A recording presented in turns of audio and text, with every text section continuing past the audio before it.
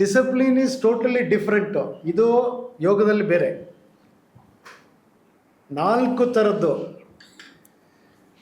ಅದಕ್ಕೆ ಒಂದು ಪ್ಲ್ಯಾಟ್ಫಾರ್ಮ್ಗಳಿದೆ, ಕರ್ಮಯೋಗ, ಭಕ್ತಿಯೋಗ, ಜ್ಞಾನಯೋಗ. ಅದರಲ್ಲೇ ಪಾದಗಳಿದೆ. ಹಠಯೋಗದ್ದು ಬೇರೆ ಇದೆ, ಅದು ಫಿಸಿಕಲ್ ಮೆಂಟಲ್ ಎರಡೂ ಇದೆ. ಬಟ್ ಈ ಪಾದಗಳನ್ನು ಅರ್ಥ ಮಾಡಿಕೊಂಡ್ರೆ ನನಗೆ ಯಾವುದು ನನ್ನ ವೈಯಕ್ತಿಕ ಶಾರೀರಿಕ ಮಾನಸಿಕ ಮತ್ತು ನಮ್ಮ ಗುಣಗಳಿದೆಯಲ್ಲ ಅದಕ್ಕೆ ತಕ್ಕಂತೆ ಯೋಗಗಳ ಯಾವುದನ್ನು ಆಯ್ಕೆ ಮಾಡಬೇಕು ಅಂದರೆ ವಾಟ್ ಸಬ್ಜೆಕ್ಟ್ ಇದನ್ನು ಪಾದಗಳಲ್ಲಿ ಯಾವುದು ನಾನು ಆಯ್ಕೆ ಮಾಡ್ಕೋಬೇಕು. ನಾನು ಇಂಜಿನಿಯರೇ ಆಗಬೇಕು, ಕ್ವಾಲಿಟಿನೇ ಇಲ್ಲ ನಿಮ್ಮಲ್ಲಿ. ನಾನು ಡಾಕ್ಟ್ರ್ ಆಗಬೇಕು, ನನಗೆ ಕ್ವಾಲಿಟಿನೇ ಇಲ್ಲ, ಯೋಗ್ಯತೆ ಸಾರಿ, ಇದು ಸೆಲೆಕ್ಷನ್ ಆಗ್ತಾ ಇದೆ. ಯೋಗ ಅದೇ ಕರೆಕ್ಟ್ ನೀವು ಹೇಳಿದ್ರೆ, ಯೋಗ ಮತ್ತು ಯೋಗ್ಯತೆ. ನಮ್ಮ ಚಾಯ್ಸ್ ಹೇಗಿರಬೇಕು ಅಂದರೆ ನಾನು ವೀಕಾಗಿರೋದನ್ನೇ ಎಲ್ಲ ಎತ್ತುತ್ತೀನಿ ಅಂತ ಹೋಗಬಾರ್ದು. ಅಂದರೆ ನನಗೆ ಇವತ್ತು 100 kg ಎತ್ತಕ್ಕಾಗಲ್ಲ, 25 kg ಆ ಸಾಮರ್ಥ್ಯ ಇರೋ ಎಕ್ಸಸೈಸೇ ಮಾಡಬೇಕು. ಸೊ ಇದು ನಮ್ಮ ಯೋಗ್ಯತೆ ಮೀರಿ ಅಥವಾ ಪ್ರಕೃತಿಗೆ ವಿರುದ್ಧವಾಗಿ ಜೀವನನ ತುಂಬ ಬಳಸ್ಕೊಂಬಿಟ್ರೆ ಸಡನ್ ಈ ಥರ ಆಗೋದು ಸಾಮಾನ್ಯ ಆಗಿದೆ. You can see people stress ಅನ್ನೋದು ಮಾನಸಿಕ ಸ್ಥಿತಿಯಿಂದಾನೇ. ಅದು ಎಕ್ಸಾಂಪಲ್ ಹರಿಯಾಣನೇ ಇದ್ದಾರೆ. How it can be over power. So will power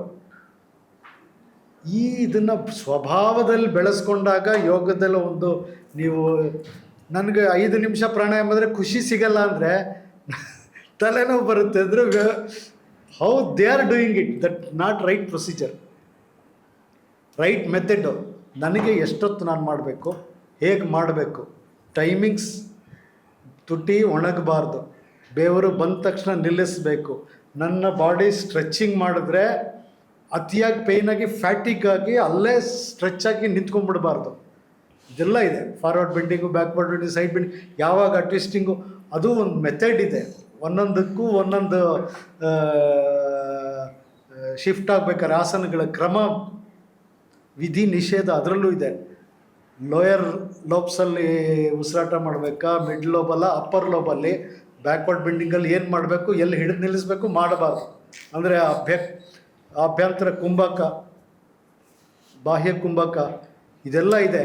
ಒಂದು ಬೆಂಡಿಂಗಲ್ಲಿ ಯಾವ ಪೊಸಿಷನಲ್ಲಿ ನಿಂತಾಗ ಉಸಿರಾಟ ಯಾವ ಪೊಸಿಷನಲ್ಲಿ ಮಾಡಬೇಕು, ಎಲ್ಲಿಂದ ಮಾಡಬೇಕು, ಇದನ್ನು ಯಾರು ಟೆಕ್ನಿಕ್ಸ್ ಎಲ್ಲ ತುಂಬ ಹೇಳ್ಕೊಡೋ ಅಂಥ ಒಂದು ರೈಟ್ ಪ್ರೊಸೀಜರ್ಸು ಇವತ್ತುವರೆಗೂ ಡಿಸ್ಕ್ರೈಬ್ ಆಗಿಲ್ಲ, ಪ್ರಿಸ್ಕ್ರೈಬ್ ಆಗಿಲ್ಲ.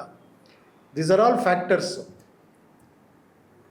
ಪ್ರಾಣದ ವಿಸ್ತಾರ, ಮನಸ್ಸಿನ ವಿಸ್ತಾರದ ಜೊತೆಲಿರಬೇಕು. ಅದು ಎಷ್ಟೋ ಜನಕ್ಕೆ ಇದು ಗೊತ್ತಿಲ್ಲ. ಮನಸ್ಸು ಇಡೀ ಬಾಡಿಲೇ ಫುಲ್ ಇರುತ್ತೆ, ಪ್ರಾಣನೂ ಎಲ್ಲ ಇದೆ, ಹೊರಗಡೆನೂ ಇದೆ, ಒಳಗಡೆನೂ ಇದೆ. We are strengthening from outside to the inside. Systematic method ಇದ್ದಾಗ ನನಗೆ ಎಲ್ಲ ಕಾರ್ಯಗಳು, ನನ್ನ ಎಲ್ಲ ಕಾರ್ಯಕ್ಷೇತ್ರದಲ್ಲಿ ಯಾವುದು ನಮಗೆ ಸುಖ, ಹಿತ ಮತ್ತು ಸಂತೋಷವನ್ನು ಕೊಡ್ತಾ ಇರುತ್ತೋ ಅದೇ ನಿಜವಾದ ಯೋಗದ ಒಂದು ಮೂಲ. ಸೊ ಇಟ್ ಈಸ್ ನಾಟ್ ಇವತ್ತು ನಾನು ಈ ಪ್ರಾಣಾಯಾಮ ಮಾಡಿದೆ, ಯೋಗ ಮಾಡಿದೆ ಅಲ್ಲ. It's A entire life which ಏನೋ ಅದನ್ನು ಸ್ವಾದ ಹೇಗೆ ನೀವು ಆನಂದವನ್ನು ಪಡಿತೀರ ಅನ್ನೋದೇ ಮುಖ್ಯ. ಸೊ ಇದರದ್ದು ಒಂದು ಅನಲಿಟಿಕಲ್ ಮೆಂಟಲ್ ಇದರಲ್ಲಿ ಮಾಡಬೇಕು.